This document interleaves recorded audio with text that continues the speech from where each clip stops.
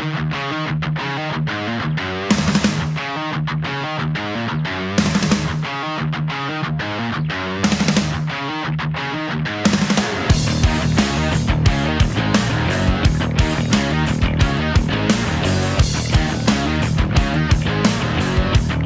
hello and welcome to Third and Long, where we've been doing it all season long, providing you with 360-degree access, all areas pass into everything in the NFL with a little bit of an Aussie twist. Now, Third and Long is brought to you by Little Birdie TV and topsport.com.au. Now, massive week, divisional playoffs week, only 8 teams remain, but the man who was seen swanning up and down the Gold Coast after Magic Millions in his mankini. A big welcome to Mark Goodwill. Marco, how are you going? Good, Corey. Yourself? Brilliant week up your neck of the woods on the Gold Coast. They looked after us very well, the Little Birdie crew. Managed to pick up a horse. We're in the process of trying to sell that, but it's a very good place to spend a week up there, and took full advantage of it. Yes, I again, pardon the pun, Little Birdie did tell me you did have a little bit of a crack. But speaking another man who now I think he has got the brazen bits a little bit, Toprope, no invite, mate. What's going on? You didn't manage to get up onto the Gold Coast with Marco. No, I didn't manage to get up there with Marco, but just happy Marco managed to make it back alive. That's what's most important. It was he was drifting to well and truly odds against come Friday night, but the great man kicked. Now, boys, wild card weekend. What did we all think of it? What was the highlight? I'll throw to you, Marco, first.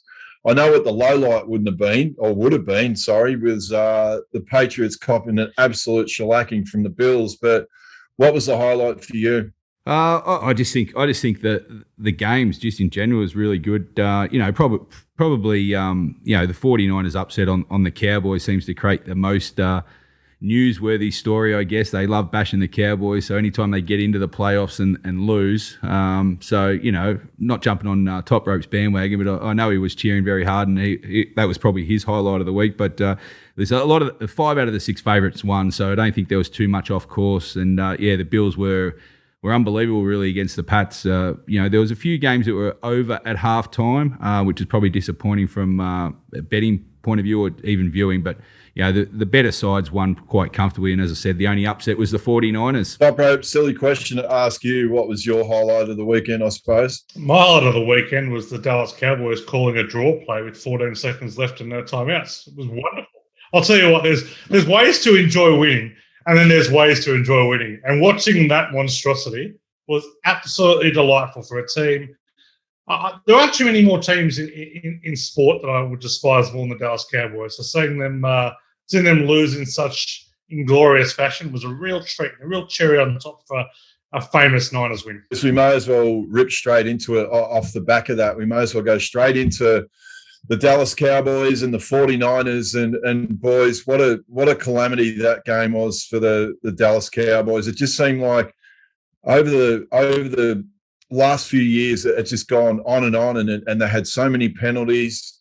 And as Toprope alluded to, just that absolute mess at the end of the game. The fallout's going to be really big in that, and to see what happens. But Marco, what did you make of it? Look, I think from a personal point of view, it just seemed like the players getting paid the big money at the Cowboys and the people getting paid the big money at the Cowboys were found wanting in the pointy end of the season. Yeah, you always look for answers when you fall short, and every team, well, a lot of teams have had their issues this year, obviously with COVID and everything like that. But the Cowboys had a pretty good run. They got to where they need to be. They had a home ground game, and they really shouldn't have lost that. They shouldn't have got in that position early either as well. I know you can talk about the last play, and Toprope's probably got it on his phone screensaver at the moment, so he watches it every couple of minutes. But Dallas Cowboys didn't come out and play early and just got too far behind, and probably the 49ers shouldn't have allowed Dallas so close in the end. So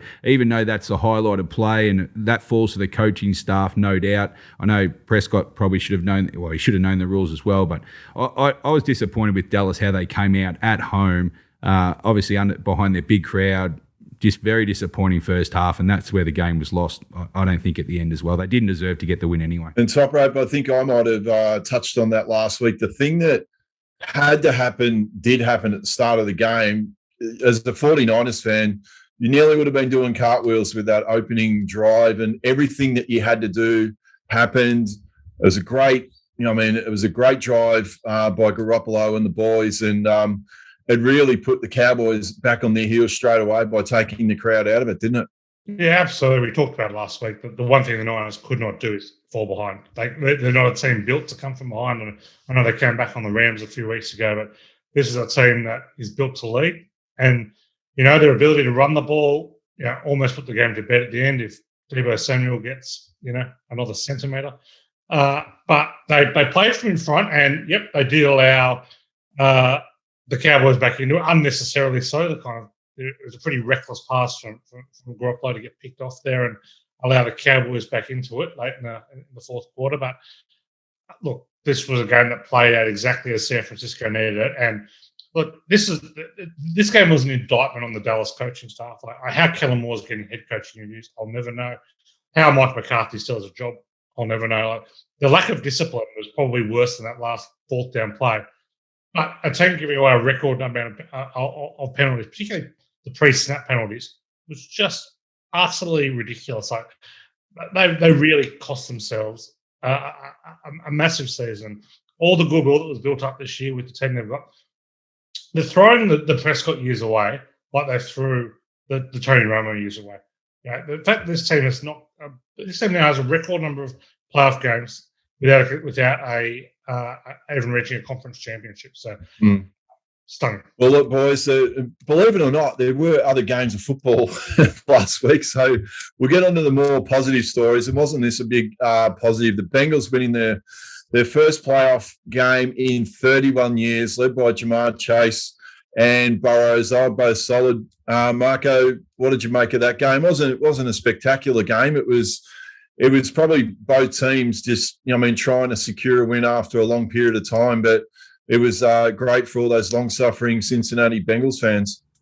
Yeah, great effort. The city's obviously celebrating pretty hard. I hope they can back it up this week against Tennessee because, interesting to see what the boys think later on, Toprope and Jerry. But, I think, Cincinnati are rolling at the right end of the season, and I think they've got every amount of confidence going into Tennessee that they can maybe sneak the win out there and continue their season on. But, yeah, they're younger players that led. Burrows was, very good, and Chase just continues. What a season he's had. It's just unbelievable, really. And credit to the Raiders making the playoffs as well with the season they've had. It's been well talked about over the year. I think they can be satisfied with how far they've come as well with the adversity they face. But, yeah, I'm interested to see the Bengals. I don't think they're done yet going into Tennessee next week. Now, Toprope, I think we're better off giving Marco a very wide berth, and I've done this strategically. I'll get your thoughts on the Buffalo and the New England Patriots route. It was the biggest loss in Bill Belichick's long career at the Patriots. But Josh Allen, how special was he?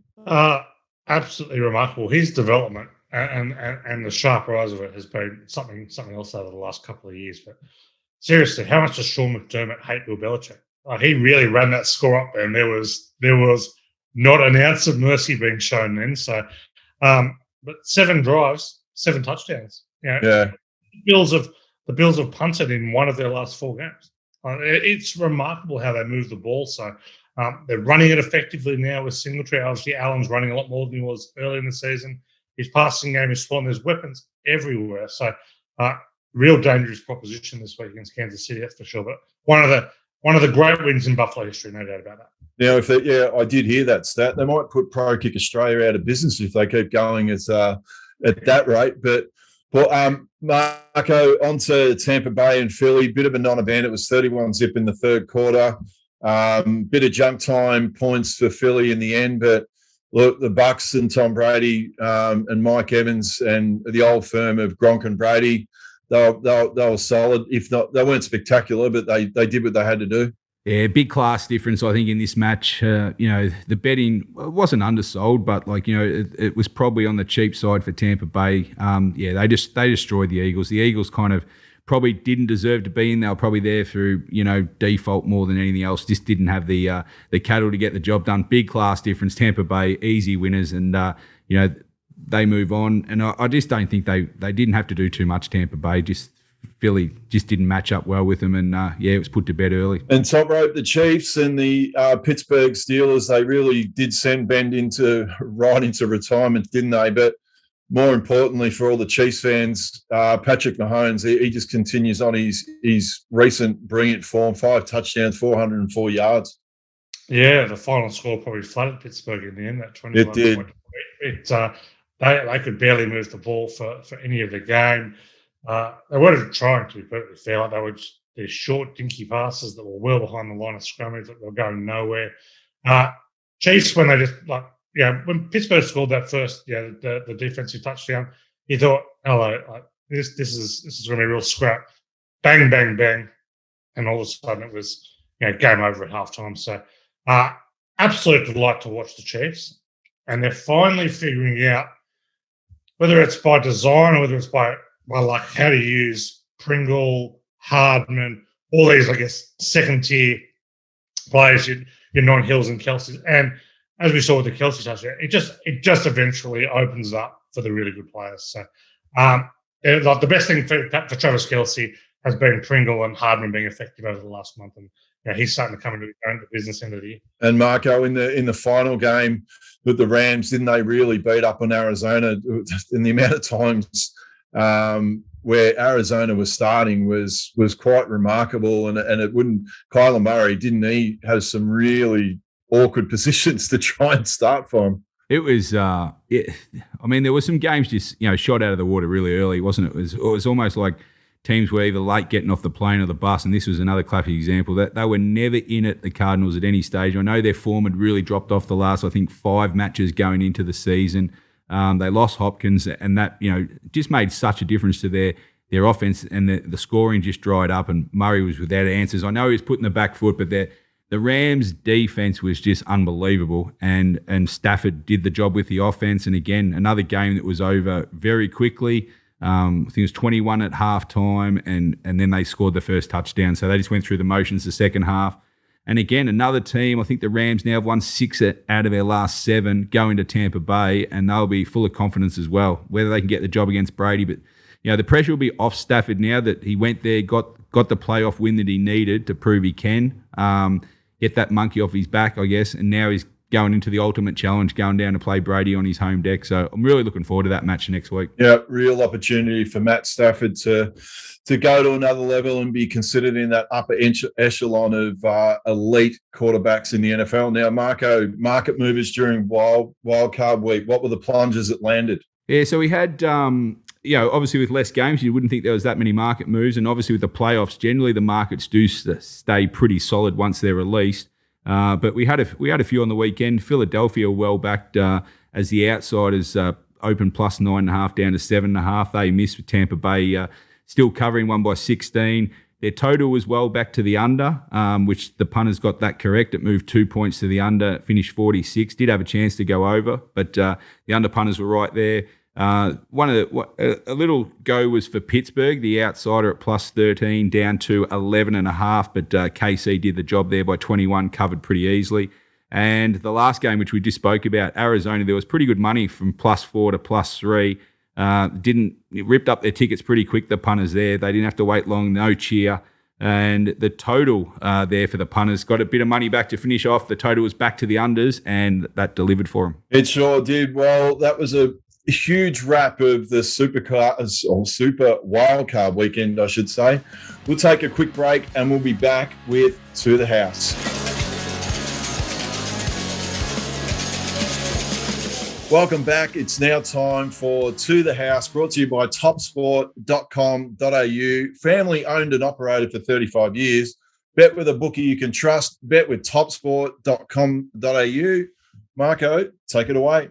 All right, Corey, we get into the bookie wrap for the 6 games that we had on wildcard weekend. It's a very successful one for the punters. Probably the first losing week they've had the bookies, I would have thought. 5 out of the 6 favourites won, and all 5 of those covered the line as well. Heavily favoured to the under totals. There was only 2 out of the 6 over totals went. And of the home teams, along with the favourites, obviously during the playoffs, most of the home teams will be favourites. 5 out of 6 won. So you can see on the season there, those percentages won't change too much more now with the less games. So we won't go through those. We'll bring back in Toprope just quickly to run through last week's wildcards games with his 5 selections he had there, Top Rope. You must have felt a bit like the Patriots did, I think, over the weekend, Top Rope. Not a good list there for you. No, not a good list at all there, Marco. Thanks for bringing that up. I'm sure the punters enjoyed it. Particularly the New England +4. That was gone after about 3 minutes. So, not a great game. We had a chance with the last drive in the Raiders Bengals game. Depending on what line you got, you may have chopped out on the Philly Tampa Bay over. You may have won the 45.5 round at TopSport, but yeah, not a good week for punters who took the recommended prices. All right, so Top Rope's season tally's now at 47 W and 48 in the loss column. All right, we get straight into the divisional weekend. We've got 4 games to cover here, and we're going to jump right into it now with the first match of the week. Will be shown on Sunday morning, our time at 8:30 a.m. All games will be shown on ESPN. We've got Cincinnati travelling to Tennessee to take on the Titans. The home favourite here, Tennessee, line of -3.5, and the total at 47 flat. As I throw to Top Rope first, we've got Cincinnati are in pretty good form, as we mentioned earlier in the weekly wrap-up. They've won 4 of their last 5. Tennessee have won 3 straight. They're off the bye, got to freshen up last week. They didn't play this year, no head-to-heads to speak of. I just want to mention Tennessee have been very good at home this year at 7-2, and maybe getting their running back, Top Rope. Henry might be back. How do you see this game playing out? Yeah, I like the Bengals a lot in this spot here. That's a number for you here, Marco. Divisional round underdogs, so they take on a number 1 seed, 23, 12, and 1 against the spread in the last 36. So I do think that the natural starting point here is the Bengals. Well, they've been playing some great football. Where they're going to have to win this is through the air, which is obviously their strength. They've got the 7th ranked passing offense against the 25th ranked passing defense. So I think that's a nice little matchup there. The Titans have covered as 1 of 5 for win. I really like the Bengals in this one. I think they're a very, very strong play getting the field goal on the hook. Okay, 3.5 plus there for Top Rope. As we bring in Jerry Jones all the way from the States, you joined us last week. Appreciate your time last week. I think your best bet won quite easily. The Bills, we'll get into that a bit later when we cover that game. But as we welcome you in, how do you see the game Cincinnati v Tennessee panning out for you? Well, like your previous guest, I like the dog there. I was tossing and turning on this one. Tennessee, they're one of the most unimpressive number 1 seeds we've seen in a long time. I was looking at their odds to win the Super Bowl, just having to win 2 home games to get there, and I still couldn't pull the trigger. So that tells you something. Cincinnati plus the 3.5. I think last week they got the playoff jitters out of the way. They were clearly the better team, but almost blew it. The Raiders got down there late, with a chance to tie. But since he survive and advance, Joe Burrow, Jamar Chase, the stage isn't too big for those guys. Give me +3 in the hook. Mark, an interesting thing about this game, both these teams lost to the Jets. What do you think about that? Are you a Jets fan? I used to be, but I just think it's pretty funny looking at these records that they both lost to the Jets, which is pretty amazing on its own. I hope you picked it. Yeah, Bengals plus the 3.5.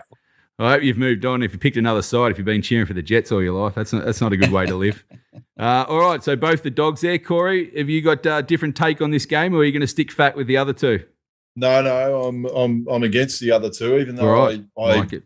Tend to agree with what Cincinnati did last week. But I think with Derrick Henry back in that team, Tennessee, I agree. Not very fancied in terms of being the number 1 in that division, but I don't know. I think with Derrick Henry, passed the fitness test this morning, apparently. So I'm going to go with Tennessee.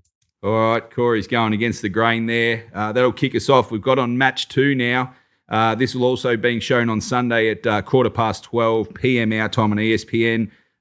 Looking forward to this one. We've got a few vested interests. Top Rope will be up and about for this game. We've got the 49ers traveling to Green Bay Packers. And we've got the home team here, the Packers line of -5.5 and a total of 47.5. Top Rope, there's not too much between these teams. Both teams on fire of late. San Francisco, your team, they've won 8 of 9 to reach the playoffs. They dusted Dallas, as we spoke about last week. While Green Bay have the week off, they've freshened up. They've won 5 of their last 6, and they are defending a perfect 8-0 at home. Can your team come in and upset Green Bay Packers? Yeah, they can. I'm not from a betting point of view. There's no confidence at all in this game. There's some concern with the Niners around the injuries that Nick Bosa and Fred Warner are carrying into the game. That's they're the two linchpins of the defense. The Packers get Zadarius Smith back, so that's another massive in for them. There's no doubt about this to me that the Packers are the better team. They are in such a great spot as from a betting proposition in terms of Rodgers is 69-37-4 against the number at home. The Packers are 11-1 against the spread at home off a loss. They've covered 12 of 16, covered 7 of 8 at home this year. The Niners can keep it close, though. The Niners will run the ball. The big difference for me in this game is, well, obviously Aaron Rodgers, but it's the takeaway and the turnover battle here. The Packers turn the ball over. They rank second in turnovers this year against the Niners, 24th in takeaways. The Packers ranked 9th in takeaways against the Niners, who are 21st in turnovers. So I think the Packers are going to get more opportunities here. So probably a lean towards the -5.5 here. Cheering the Niners on, but lean towards the minus. Not a huge deal of confidence. See how hard that was for Toprope. It was incredibly hard for him to spit that out there. It was like he was drinking stale beer, fair dinkum. He really wants to stick fat. He can't get away from his own 49ers. He knows Green Bay's the better side. He's been tipping them up for the best part of 10 or 12 weeks to win the Super Bowl. Yet when his 49ers are going against him, he just can't bring himself to go, Green Bay will win, Green Bay will move on. All right, Jerry, bring some sense to this. Seriously, Toprope is a diehard 49ers. You saw him on screen there. That was like he was hooked up to something, fair dinkum. What have you got in this game? I thought I was at a funeral listening. I don't have the background that you guys do with him, but it really seemed very sad. But yeah, I agree with him with the injuries to Bosa and Warner are huge. From what I'm seeing, both are supposed to play, but I don't know how effective they're going to be. I was leaning Green Bay before those injuries. San Fran has that game that travels well. They play defense. They run the ball. They have a good game to play on the road, but Jimmy G is not a quarterback that's going to win a shootout. He's got to, like I just said, he's got to run the ball, play action, play it safe. You saw when the moment that the lights got bright, he almost threw that game away to Dallas. He literally threw it right to the D-back on Dallas. And if they weren't inept, Dallas should have come back and won that game. I don't see Rodgers and Jimmy G being a fair fight. I'm laying just the 5.5. I got the team off the bye. Again, I wasn't looking to lay the Packers pretty big. Just like the Titans, I'm not sold on them as that 1 seed, but they should win, and they should win big in this game. I'm laying the 5.5. I don't even see it being close. The only way this is close is, let's say 49ers get the ball and they go up 7-0 and the Packers have an early turnover. If somehow San Fran gets up by 10 and just runs the ball over and over and plays it very safe, that's the recipe for the upset, but I don't see it. I don't see Jimmy G playing Aaron Rodgers in a shootout. The Packers are moving on. Okay. All right. We've got a split decision here. Corey, which way are you going to go? Are you going to go 49ers or are you going to stick fat with the Green Bay Packers? No, sticking fat with Green Bay Packers. I think it's going to be -15, -20 on Saturday night in Green Bay with the wind chill. And I just think for mine, the Packers, and as Jerry just said, if I've got any faith in the two quarterbacks when it really comes down to it, it's hard to bet against Aaron Rodgers and the mission he's on this year. But on the flip side, as Jerry just said, when the bright lights and he had to throw it last week, look what happened. And I don't know, look, be a great game. Really looking forward to it, but Green Bay for mine. Okay. All right. We've got the split decision there, but should be a cracking game. Looking forward to it. You can eat your lunch and watch the 49ers take on the Packers. All right, we've got the Monday games for us moving on to now, third game of the week. We've got this one I'm looking forward to especially. The Rams taking on Tampa Bay. Bit of a road trip here for the Rams. We've got Tampa Bay home favourites at line of -3, and the total is at 48 flat at the moment. Two very good sides here. 13 wins to the Rams, 14 for the Packers for the year. The Rams have won 6 out of their last 7, and Tampa Bay have won 8 of their last 9 here, Toprope. I'm expecting a bit of shootout here. I reckon it's a high-octane game here. Who have you got in this game, and what are your thoughts on the total? Yeah, let's start with the total. I absolutely love the over. I'm totally with you there. MG. I marked this a lot higher than the 48.5 that it is. So I'll be backing the over. Here's just some strong angles here. The over's 10 of 11 when the Rams are a dog, 8 of 9 when they're a road dog, 4 and 5 when they're off allowing less than 15. Is 13 and 3 when the Bucks are off a win of 14 plus, 13 of 19 when they're a home favourite. So the only way the ball is getting moved in this game is passing. The Rams are going to have to pass against the Bucks run defense. They're going to shut that run down pretty easily. The Rams are very good at stopping the run as well. And Tampa Bay, Leonard Fournette possibly back, but I haven't seen anything definitive there. So I expect a lot of passing and I expect a shootout. So I'm going to stick with Brady in this one. Brady against Stafford is a pretty key matchup for mine, and I'm more than happy to take Tom Brady in this one, laying 83 points. A bit surprised at the line here. To be honest, I thought a little disrespectful. I know there's been plenty of injuries. The injury to Tristan Wirfs is obviously a big issue for Tampa Bay. Their ability to protect Brady went south pretty quickly when he was hobbling around and then not playing in the second half. So we'll see what they do there. But yeah, first thoughts are over is a great bet. Tampa Bay -3, definitely a play. Okay, a bit of a double play there for Top Rope, Jerry. The Rams will be coming in full of confidence here, but geez, Tampa Bay, Brady at home. They've been 8-1 this year, the defending champs. How do you see this one? All right, I'm going to go against our previous speaker here.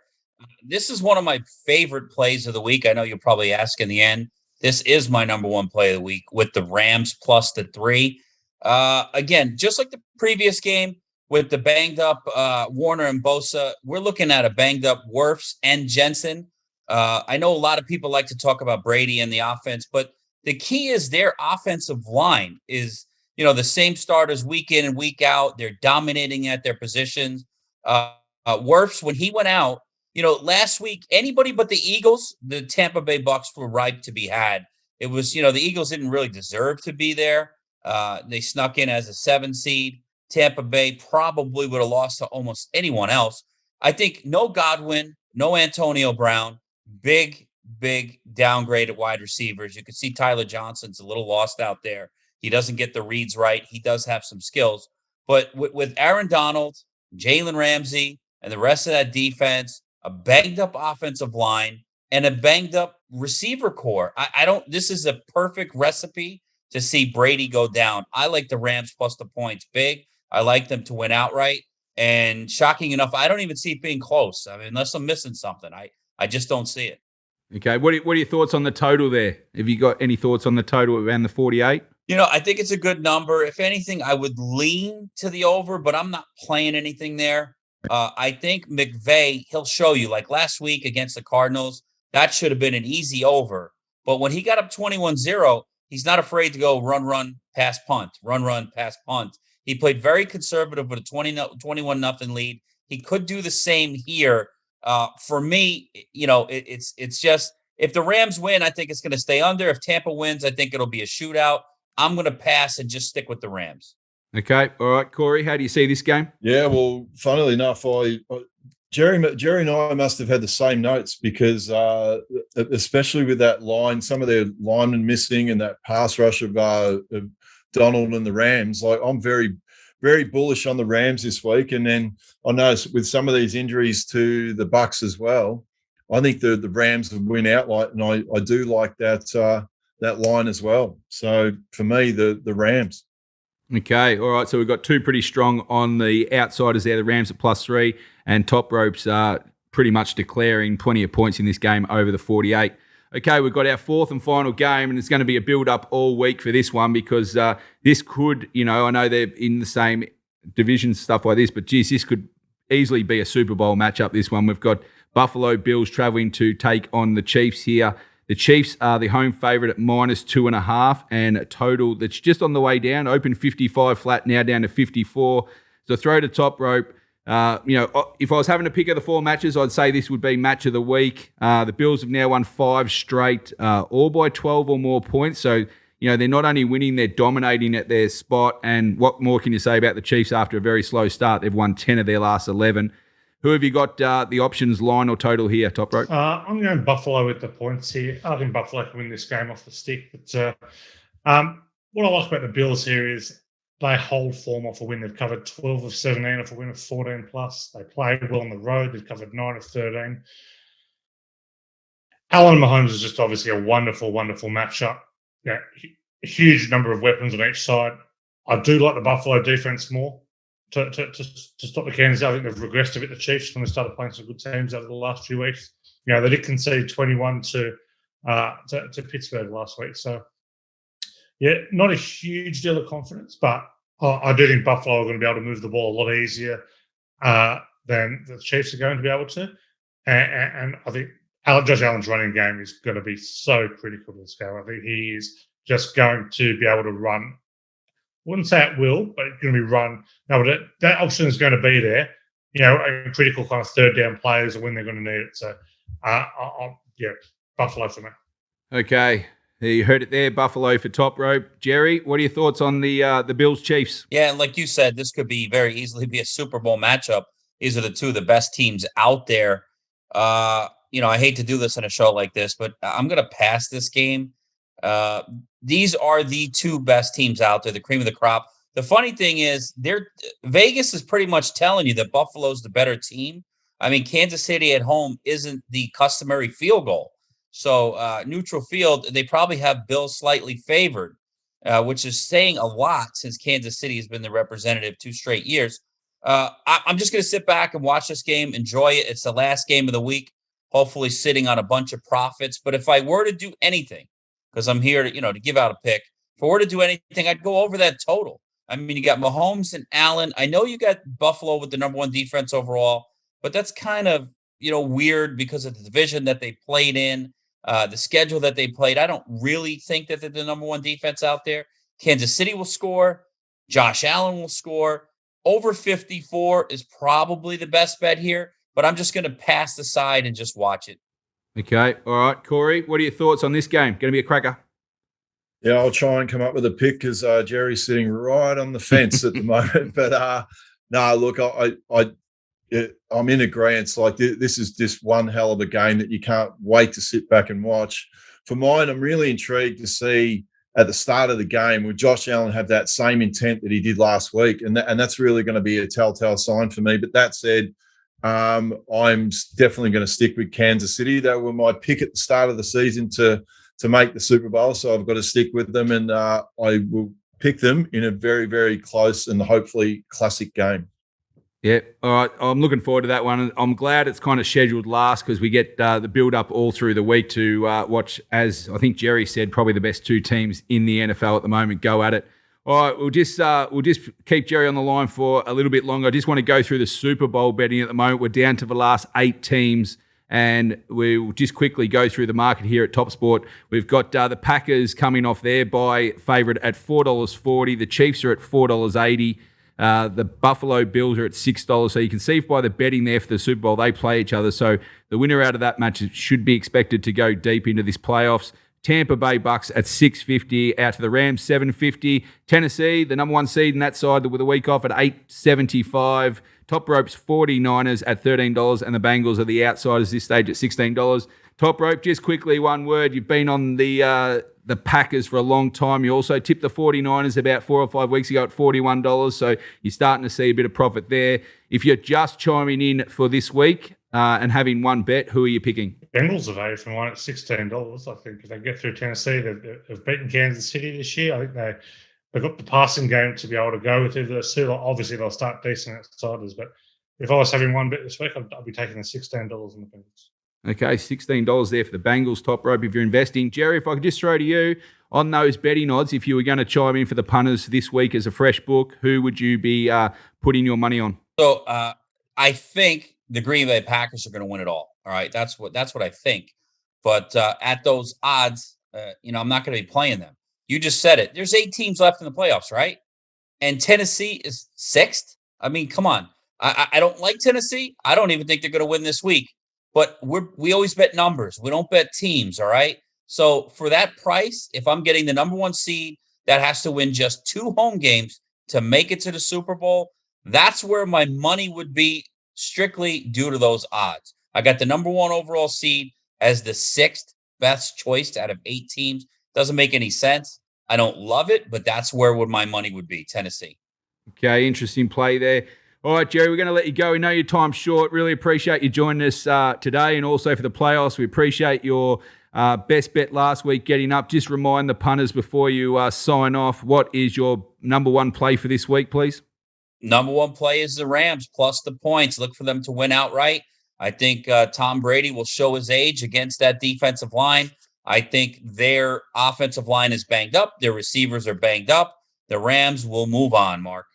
Okay, appreciate your time. We'll catch in with Jerry next week. Each week, our panel of 4 has been granted $100 to invest. Some have invested it more wisely than others, but it's been sponsored by topsport.com.au. TopSport is Australia's best betting bookie. Bet where the pros get set. Now, all the profits have been donated to my platform called Walk With Me Online, where we're doing great things in the physical and mental fitness space. Now, Marco, how are we travelling? Are we getting lots of money in for Walk With Me? The bank keeps building, Corey. 2 out of 4 seems to be our normal MO between us. So we're just trucking along. We'd like to have a good week because this is obviously we've only got 4 games left for this week. So I'd like a bit of a fill up. But our total, as you can see, for this week, we went 2 out of 4. Paige has now moved into second spot, much to the dismay of Toprope. He's been pretty comfortable there in second position for a while. And my total of the Chiefs got up over 46.5. So I'm starting to close the gap from the rear as well. So our overall total, as you can see, Corey still leads the way.